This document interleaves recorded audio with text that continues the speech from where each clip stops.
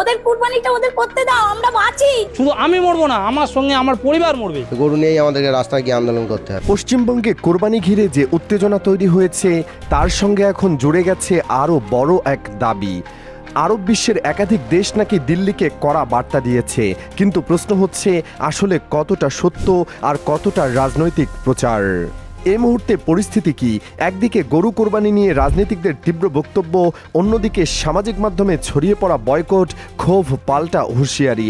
সব মিলিয়ে বিষয়টি দ্রুত আবেগের কেন্দ্রে চলে গেছে।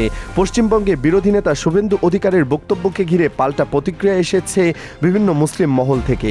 কিছু বক্তা বলেছেন আইন যদি বাধা দেয় তাহলে সেটা সাংবিধানিক প্রশ্ন। আবার কেউ কেউ বলেছেন প্রয়োজনে 1 বছর গরু কোরবানি না দিয়েও অর্থনৈতিক চাপ কোথায় পড়ে তা দেখা যেতে পারে। কিন্তু এখানেই বিষয়টা আরো জটিল হয়ে যায়, কারণ কোরবানি নিয়ে ভারত জুড়ে একটা বড় ভুল বোঝাবুঝি বারবার তৈরি হয়। অনেকেই ধরে নেন এটা শুধু ধর্মীয় ইচ্ছার প্রশ্ন। বাস্তবে বিষয়টা 3 স্তরে চলে: আইন, প্রশাসন আর রাজনীতি। ভারতে গবাদি পশু জবাই সংক্রান্ত আইন রাজ্যভেদে আলাদা। কোথাও শর্ত সাপেক্ষ অনুমতি, কোথাও বয়স, সক্ষমতা বা ভেটেরিনারি সার্টিফিকেটের প্রশ্ন আছে। অর্থাৎ একটি রাজ্যে যা বৈধ অন্য রাজ্যে তা অবৈধ হতে পারে। আর এই জায়গাটাই এখন সবচেয়ে বেশি আলোচনায়। এখন আসি সেই বড় দাবিতে। সামাজিক মাধ্যমে বলা হচ্ছে আরব বিশ্বের 1 ডজন শক্তিশালী রাষ্ট্র নাকি ভারত সরকারকে চিঠি বা কড়া বার্তা পাঠিয়েছে। এই দাবির স্বাধীন ও নির্ভরযোগ্য যাচাই এখনও সামনে নেই। কোনো পূর্ণাঙ্গ সরকারি দলিল প্রকাশিত হয়নি, আর দিল্লি বা উপসাগরীয় রাজধানীগুলো থেকেও স্পষ্ট যৌথ ঘোষণা আসেনি। তাই এটাকে নিশ্চিত ঘটনা হিসেবে বলা যাবে না।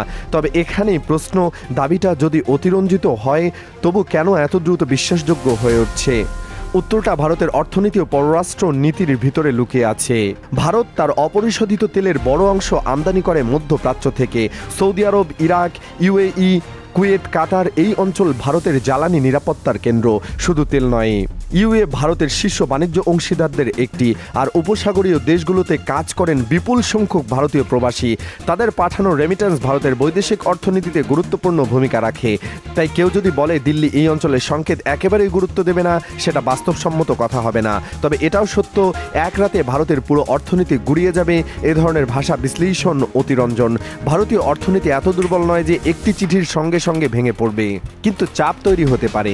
জ্বালানি ব্যয়, বিনিয়োগের আবহ, কূটনৈতিক অস্বস্তি, প্রবাসী কর্মসংস্থান, বাণিজ্যিক সম্পর্ক সবখানেই অর্থাৎ ধস নামবে। কিন্তু কৌশলগত অস্বস্তি এটাই বেশি বাস্তব চিত্র।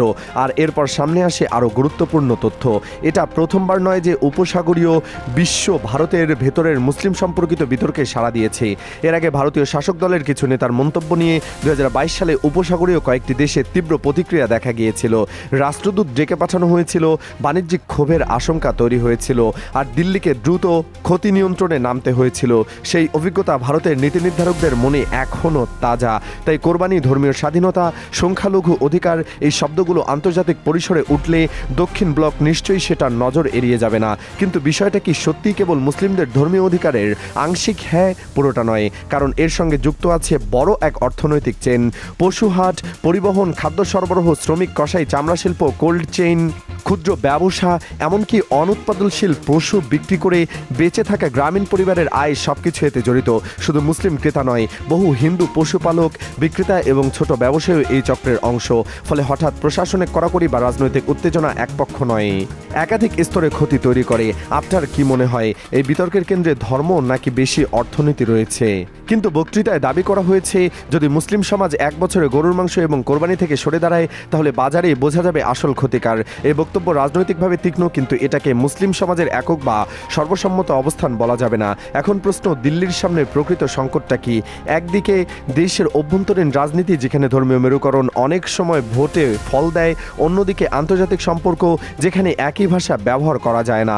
কেন্দ্র সরকার প্রায়ই দেখায় তারা আইন শৃঙ্খলা, রাজ্য আইন, আদালতের নির্দেশ এসবের আড়ালে থাকতে চায়। কারণ সরাসরি কঠোর অবস্থান নিলে একটি ভোট ব্যাংক ক্ষুব্ধ হতে পারে, আর অতিরিক্ত নরমত দেখালে আরেকটি অংশ সেটাকে আত্মসমর্পণ হিসাবে দেখাতে পারে।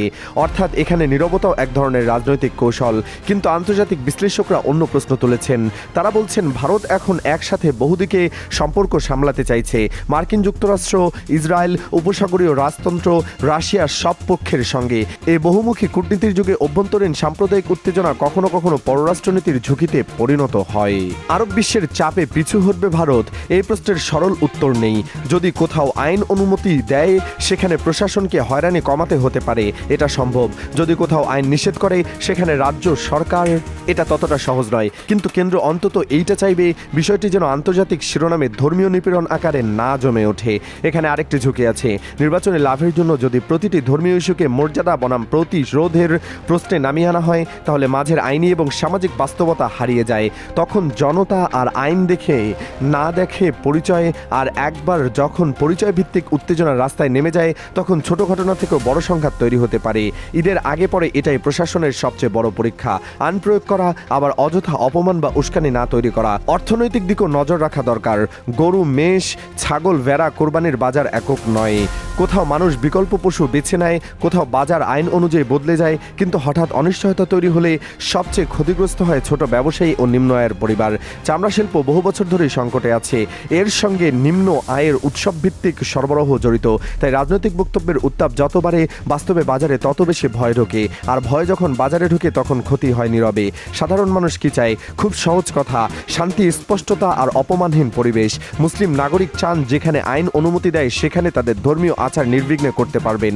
হিন্দু নাগরিকদের বড় অংশ চান না উৎসবকে ঘিরে রাস্তায় উত্তেজনা হোক বা সহিংসতা হোক। কিন্তু রাজনৈতিক প্রচার এমনভাবে সাজানো হয় যেন সমাজের সবাই দুই চরমে দাঁড়িয়ে আছে। বাস্তবে তা নয়। সমস্যাটা হচ্ছে নীরব সংখ্যাগরিষ্ঠের চেয়ে চড়া সংখ্যালঘু কণ্ঠস্বরে বেশি শোনা যায়। এখন সামনে কি কি লক্ষণ দেখতে হবে? প্রথমত, রাজ্য প্রশাসন কি ধরনের নির্দেশ দেয়। দ্বিতীয়ত, আদালত বা স্থানীয় কর্তৃপক্ষের ভূমিকা কি হয়। তৃতীয়ত, উপসাগরীয় দেশগুলোর কোনো আনুষ্ঠানিক বিবৃতি আসে কিনা। চতুর্থত, সামাজিক মাধ্যমে ছড়ানোর দাবির বিপরীতে সরকারি স্পষ্টীকরণ আসে কিনা। আর সবচেয়ে গুরুত্বপূর্ণ, মাঠ পর্যায়ে আইন সবার জন্য সমানভাবে প্রয়োগ হয় নাকি নির্বাচিতভাবে। কারণ শেষ পর্যন্ত মানুষের বিচার সেখানেই। সবকিছু মিলে এই মুহূর্তে সবচেয়ে বাস্তব কথা হলো, এটা কেবল কোরবানির বিতর্ক নয়। এটা আইন বনাম আবেগ, রাজনীতি বনাম প্রশাসন আর দেশীয় মেরুকরণ বনাম আন্তর্জাতিক স্বার্থ। এই তিন স্তরের সংঘাত। আরব বিশ্বের চরমপত্র সত্য হোক বা অতিরঞ্জন, এই দাবির জনপ্রিয় হয়ে ওঠায় দেখিয়েছে ভারতীয় রাজনীতি এমন এক জায়গায় পৌঁছেছে যেখানে অভ্যন্তরীণ বিতর্ক এখন বৈদেশিক সিগন্যাল তৈরি করছে। আর সেটাই দিল্লির জন্য আসল সতর্কবার্তা। পরবর্তী কয়েকদিন খুবই গুরুত্বপূর্ণ, কারণ পরিস্থিতি কোন দিকে যাবে সেটা ঠিক করবে শুধু বক্তব্য নয়, প্রশাসনের ব্যবহার, আইনের প্রয়োগ এবং রাজনৈতিক নেতৃত্বের সংযম। যদি উত্তেজনা কমে, তাহলে বিষয়টি সীমিত থাকবে। কিন্তু যদি ধর্মীয় অধিকার, রাজনৈতিক ভাষণ এবং আন্তর্জাতিক প্রতিক্রিয়া একই সঙ্গে তীব্র হয়, তাহলে এর প্রভাব শুধু একটি রাজ্যে সীমাবদ্ধ থাকবে না। আপনার কি মনে হয়, এই ইস্যুর কেন্দ্রে কি সত্যি আরব বিশ্বের চাপ, নাকি ভারতের ভেতরের রাজনীতির হিসাবে বেশি বড়? কমেন্টে আপনার বিশ্লেষণ জানাতে পারেন।